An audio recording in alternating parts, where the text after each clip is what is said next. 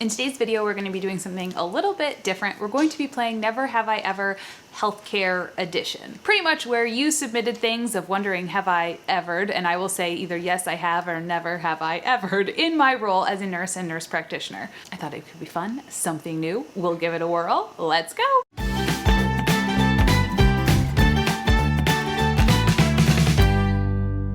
If you're new here, welcome. I'm Liz. I'm a family nurse practitioner, and before that I was a nurse for many years on a pediatric and a med-surg floor, so that's kind of my background going into all of these questions. Also, side note, you will hear the air conditioning. It is right above us. It's making a weird rattly noise. I don't know how to fix it, but it's like 100 degrees outside and my baby's trying to sleep. We want it cool and happy inside, and we're just gonna deal with the noise. Okay, sorry, I apologize. Let's dive right into these. I will basically tell you yes I have or never have I ever'd, and some of them may have funny stories along. Obviously we'll keep everything HIPAA compliant, but I thought it could be an interesting way to, just fun. Sometimes we just need fun. Made up respirations while documenting. Yes. I mean, if anyone is out there saying, I have never done that, you're lying. You're lying. Been accused of malpractice or known someone who has. I mean, I've known of people who have, but I have never been. I'm gonna knock on all the wood right now. Dropped a suction container after a colonoscopy procedure. That's brutal. I have not dropped so if you don't know, a colonoscopy procedure is when someone goes in and you are scoping or getting a visual exam of the colon. I'm not entirely sure of the exact mechanics, but I suppose there would likely be suction. So that would be filled with some human waste, which would not be ideal. Well, I have not done it in that exact instance, but I have dropped, so the suction containers, at least in the hospital, they hook into this is gonna be a terrible description, like hook into this base, and then there's suction in the wall, and you have to like remove them, obviously, when it's either full or you're changing rooms between patients, and it's filled with whatever you wanted to suck out of the human, which, there's a lot of different things you can, suction catheter out of humans. And I have dropped one of those, and it got all over. Another reason why you should always wear waterproof shoes, or just not be as clumsy as I am, but yes. Thank goodness there are surgical scrubs in most hospitals where you can go acquire those. And like I said, always wear waterproof shoes. I always wore Danskos, like the clogs, very fashionable, very comfortable though, and waterproof. And that is why, in case you ever drop a jar of mucus or vomit on your foot. In case you can't tell, we're gonna get a little bit into some topics that are a little bit gross here. So if you have a squeezy stomach or have very small children, this may not be the video for you. Fallen asleep at work. Yeah, I've done that. I worked nights for almost all of my nursing career. The people of night shift are the best people, in my very humble opinion. And I definitely have done the thing where you're charting at 3 a.m. and your eyelids are just like doing the and you fall asleep for just a second. I don't think that's ever been a prolonged thing.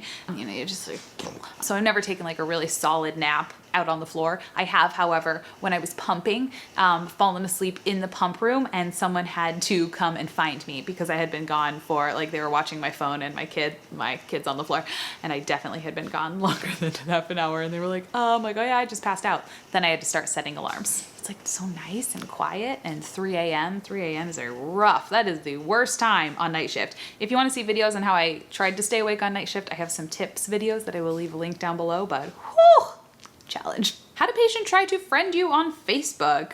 Yeah, yeah, that was very easy to get out. You could just be like, oh, there's a policy where, we can't be Facebook friends with our patients. But yeah, they would find you all the time. Some people actually ended up covering up their last name on their badge because they didn't want people to find them, because people can get kind of weird. Removed an object from an orifice that shouldn't have been there. Yes, I've removed things from people, but I will say you have to approach that with caution, because a lot of things are going to require a little bit more guidance than you have necessarily in primary care. That's where I've removed most things from people, because you never know how that's going to go. So for most people, I do recommend that they maybe go to the emergency room to have some things removed. But I will say, much more commonly than retrieving a foreign object that is not supposed to be there is just removing things that are meant to go into body cavities that just happen to get a little bit stuck. Tampons, any kind of like NuvaRing, anything like that, where you put it in and now you can't get it out. That is by far the most common thing that I end up removing. So that offers me some hope for humanity in general.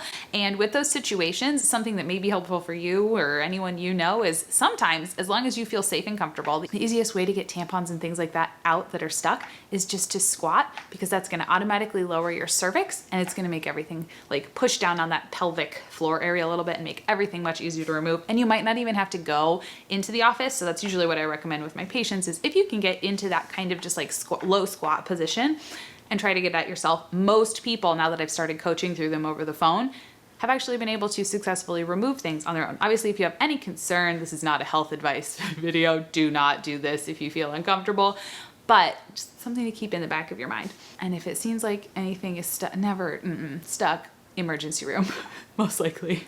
Emergency room. Have you ever been video recorded during a patient visit? Never when I've been like unaware of it, at least to my knowledge. There are times when I will have patients actually get out their phone and record our conversation because I know they're not going to really remember it. I'm like, let's just record it and then you can listen to it as many times, particularly with new diagnoses or where there's a lot of education. That way you're not repeating yourself and they can listen to it again if they want to. Made a bed using official square corners as a nurse. Never have I ever. Found an unidentifiable stain on your clothing at the end of your shift. Yes. On brave days, I sniffed it. On most days, I just took it off and hoped that enough detergent would get rid of the problem. Had a crush on a patient. It's actually how I met Joe many years ago. He was just a patient on my floor. You know, we got to know each other and now here we are 2 kids later. Just kidding, we met at Chili's. No, I've never had a crush on a patient. I will, however, say I have worked on a floor where someone that worked on the floor as well did start dating a patient. Needless to say, they don't work on that floor anymore. It was very weird. Never have I ever placed an NG tube. I've placed many an NG tube. We did a ton of NG tubes in peds on the cardiac babies because any kind of heart problem, your body's going to want to prioritize where it sends out its blood. Fun little random known fact. And your gut isn't always the first one. You know, they're going to send it more to your kidneys and your brain. So your gut is actually your stomach. A lot of cardiac kids have problems with their stomach because their body is not prioritizing your stomach and your digestive system with the limited resources that it has. So a lot of our cardiac babies actually had a lot of problems with their tummies and not having even enough energy to eat. So a lot of those babies had NG tubes. So I placed a lot in them. And then when I worked in adults, I worked on med-surg, like a GI kidney liver floor, and a lot of people had NG. So that is actually something I am oddly comfortable with. Embarrassed yourself in front of a patient. I feel like if you watch this channel, you know the answer to that. I embarrass myself almost constantly. Lost a patient. Not like they died, like you lost them. The things I wish I could say never have I ever to'd. Story time. So once upon a time, on my med-surg floor, I was a fairly new nurse. I was the charge nurse that night, and this was the night that, you know, it tested me as a human as to like, do I want to do this? I do. I did very much end up enjoying my nursing career, but this night I was like, I think I might need to bounce. Fortunately, I didn't. But this night was a particularly chaotic one. It was my very first code in the role of a charge nurse, where you're supposed to be more of the resource, but I was still very new at all of this. So that was overwhelming. So the code was going and I thought like, okay, I'm not really handling this great, but like we're getting through. Unfortunately, things went down from a hill from there. This was a double room and the person who was coding was closest to the door. The roommate actually became so stressed and overwhelmed because we couldn't get them out of the room just due to some situations, that he ended up requiring a rapid response. So that was happening. While this is all still happening at the same time, it turns out that I wasn't like super aware. I was like sort of aware, but not totally aware. Someone else was doing a rapid response. So we had like literally the whole, the rapid response team was like deployed and then like broken apart. We were using all the resources that this poor hospital had on our unit. And all of this was going on. And in the middle of like this chaos thing happening, there were a lot of like confused patients that night and we didn't have enough sitters. I get this phone call as things are like slowly sort of starting to calm down, but I hadn't really like regrouped and like checked in with everybody. And I get this phone call from the police in the city that I worked. And they were like, oh, hi, like, I believe we actually have someone that is from your unit. And I was like, one of my nurses like run away. I don't blame you, but it's weird that the police picked you up. No, it was a patient the patient was the patient of a nurse who was in one of these situations, just like gotten up, wandered away. No one heard the bed alarm because chaos. And they had wandered like over they had gone out of the hospital in just their hospital gown, about a mile into the city. Someone had given them Starbucks, very kind. And they were found just like wandering the streets. So they were returned to me. And that was my first code night as a charge nurse. So that all went very well. So yes, I have lost a patient. That's not the only patient I've ever lost. I've lost people into ceilings. They've crawled up there. people wander away from you sometimes. Most of the time you can find them. I've also had a patient get on a public bus, like with their IV pole, and leave. Like, no AMA, just like got on the bus and left. I don't know if the hospital ever got that back or what happened there, but we did not see them again. Eaten food off of a patient tray. I feel like a lot of these I'm like, oh man, I wish I could say I've never done that. This, I will say I have done this, but it was when the food was ordered, like this kind of a sweet story, like for me. So I had a couple patients just throughout the years, or parents of pediatric patients who they knew they had really good chocolate cake at the hospital I worked at, and cookies. And some parents would, I've had parents like who you had a decent enough relationship with, they're like, do you want anything? And you're like, cake. They would order you cake and you would take it like right off the tray and you would eat it. So I don't know if I should admit that, but yeah, I've done that. Had someone smoking in their hospital room all the time. Smoking all sorts of things at all times of night with all sorts of people. I've had people like have their friends over and you found them in the bathroom with like 4 of their other friends. Like, why? What are we doing here? What are we doing here? Obviously, you're healthy enough to do this, then it's probably time to go home. Had a patient come in intoxicated. I worked on the floor I worked on, we did most of the liver, we did all the liver things. So yeah, did a lot of alcohol withdrawal, which probably had something to do with all the patients we lost or found smoking in the bathroom in retrospect. Mixed up patients and asked someone about a condition that they don't have. Man. I've done that. So interesting story behind that. I don't know how we can learn from it. That's not really funny and made me feel really dumb. And I was like, oh man. So always just be very cautious. I had one day as a nurse practitioner, 2 rooms next to each other. Their names were not the same. Their first names were not the same, but the nickname they both used was exactly the same. So when I went in and in the chart, like we called them by obviously their preferred nickname, and I got very far into a visit before and I'm like, so like, you know, and we're chatting about all this different stuff only to then, and I was fairly new at this point in my practice. So I didn't know people I was still meeting a lot of new people.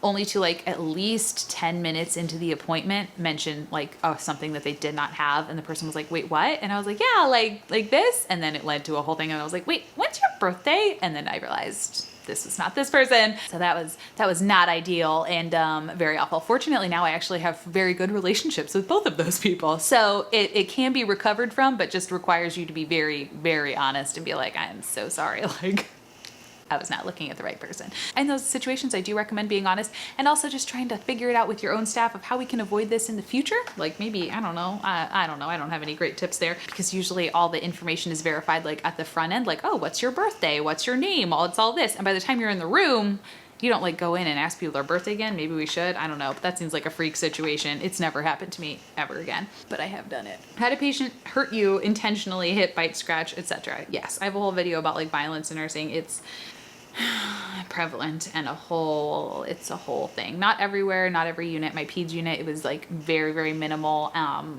But adult world, depending on the unit you work on, can be really violent. And I feel like that's not something we ever talk about in nursing, which drives me absolutely crazy. We let patients get away with everything because you are medically impaired in your thinking and you can get away with pretty much anything. So, but like I said, that's not on every unit. That's certainly worse on the type of unit I was on. Had a lot of withdrawal. It had a lot of people who were confused. It had a lot of agitation. So I think I probably saw like, my view of it is so skewed. So I don't want to scare anybody, but I do think it is something we need to teach our new nurses about and say like, hey, you very well likely will at some point encounter this. Like, let's teach you how to handle it rather than like shoving it under the rug and saying, oh yeah, it'll never happen. Like everything's fine. Everything's great. Everyone's nice. No one's ever going to yell at you or threaten you or chase you and hit you over the head with an IV pole.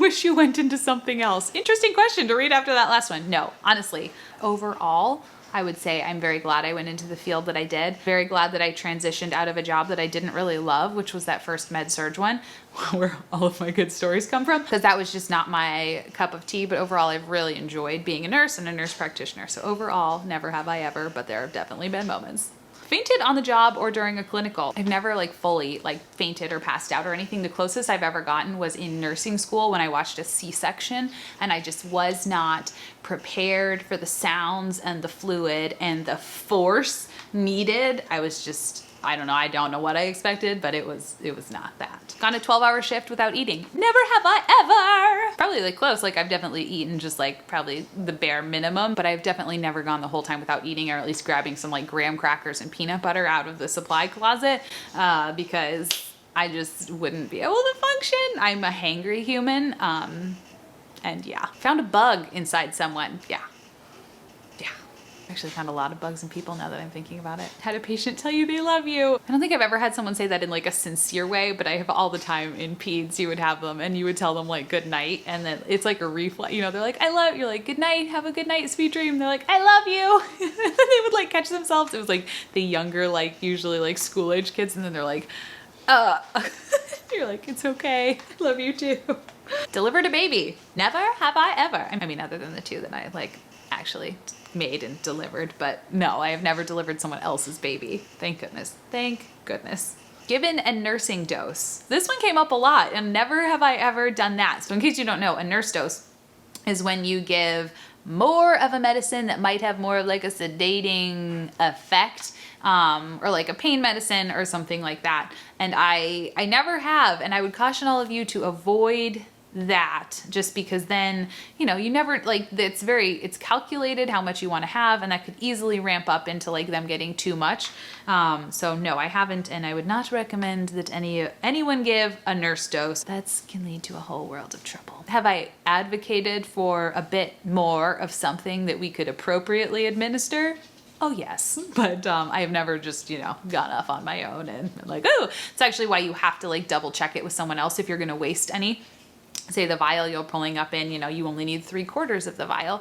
You have to waste with someone else that quarter, but that does, I mean, just in reality, like that, the wasting process is not well, usually a lot of people are like, hey, I'm wasting this. And the other person's like, oh, sure, I'll co-sign it. You know, it's not like a very watched thing. So no, and I would for sure recommend avoiding that in your practice. I think most people avoid it. I think that's more of a stereotype of like, oh, a nurse dose. Like, I don't think it's very common, but who knows? Failed at a Foley. Yeah. So fun Foley tips. Try and get a Foley in a male and you're having a lot of trouble.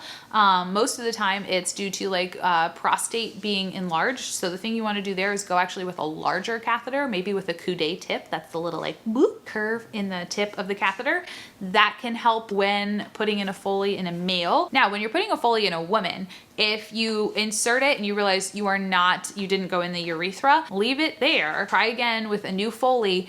But now you'll definitely know where not to go, because that first one is in the wrong spot, which obviously didn't work. And now that can be kind of like your guide. So there are my Foley tips. Given a milk of molasses enema. Yeah, I worked on GI, so I gave a lot of those. Milk of molasses enemas, in case you're not aware, are literally an enema. So that's something that's gonna go up in your rectum, usually with the goal of helping you to evacuate your bowels. It's made of milk and molasses. And the way that works is it's an irritant to your colon, the sugar in there, and it's gonna cause it to like create some air bubbles, which will cause what they call peristalsis, which is like movement in your bowel, where it'll start to like move, and that's how you end up having a bowel movement. They're very effective, they're quite messy. Warm them up, friends. I have seen some people give them and they're not warm, and that would be like shocking, more shocking than it already is. So warm your M&Ms up, okay guys, warm the thing. Gagged at the smell of a wound. I want to say like I've never done that, but I can't say with 100% certainty. And this is something I'm like weirdly passionate about, guys, is avoiding this at all costs, avoiding gagging. Because being in the hospital and being a patient, or even anyone just like coming to seek care outpatient, they're in such a vulnerable place. And so you gagging and making them feel even more like uncomfortable, like they're probably already feeling pretty gross that you're either having to clean my like wound, my coccyx wound out, or like, oh, there's this thing on my foot and I'm uncomfortable about it. Like, people are usually embarrassed and uncomfortable, and you gagging is like, that just makes the situation so much more humiliating. So if you ever feel like you're going to have to gag or do anything like that, I mean, avoid it at all costs. Do whatever you need to prepare yourself. Wear a mask so some of your face is hidden. You could put toothpaste under your mask if the smell is bothering you. Coffee grounds in a room really can help with like some odor, but just doing everything in your power to avoid gagging and making someone in an already fragile state feeling even worse. Random tangent, but that just makes me like, I feel so bad when I have witnessed that before, and seeing their reaction is just so sad. because no one wants to feel like that, right? No. Never have I ever been to the hospital I work at as a patient. I have. I got norovirus one time, and that required several bags of IV fluid and Zofran. And actually not me, but my daughter has actually been admitted to the hospital that I worked at on the floor. And when we got admitted, I requested to be admitted to the floor that I was working on at that time. I obviously wasn't like going to work while she was in the hospital, but yeah, that was kind of nice. It gave us some like familiarity and normalcy. I've also been to the hospital for like an ovarian cyst exploded. There's a better word for that, and I can't think of it right now. Ruptured. There we go. It's comforting, I think, to go, for me at least, to go, and when my family is ill or when I was ill, to go somewhere I was so familiar with. And I think we will end on this one. And if you guys ended up liking this video and want to see more, let me know, like the video and let me know down below, because I think we can definitely do more of this type of video if you guys end up liking it. Never have I ever had a confused patient call the cops on me during a shift. All the time, guys. I don't know, I did not know this happened before I became a nurse, but I've had it happen more often when I was working as a nurse, but I've also had it happen when I was a nurse practitioner. So when I was a nurse, there are definitely patients who get upset. Most memorably, I had a patient who was on a diabetic diet, which, you know, is fairly restrictive within the hospital. So I felt for this person for sure, because like that's difficult to eat that, but they would call when they hit their limit of carbs for the day and then they couldn't order what they wanted. Like every day they would call 911 from their room every day. And then as a nurse practitioner, I've had someone call 911 because they had a cold and I would not prescribe them antibiotics. Nothing really happened out of that, but I was like, what is my life? All right, and I think that's all we have time to do today. Thank you everyone who sent in all of your never have I ever's. Hopefully this was a little bit fun to listen to, some random stories. If you wanna see more like this, again, consider subscribing. I do content like videos like this, YouTube lives, and then I have a vlog on Saturdays where I just document my life inside and out of work as an FNP. My baby is awake. Can you hear her? Hope maybe you learned a little bit of something today, or at least laughed a little bit. Have a great week, guys, and I will see you next time. Bye.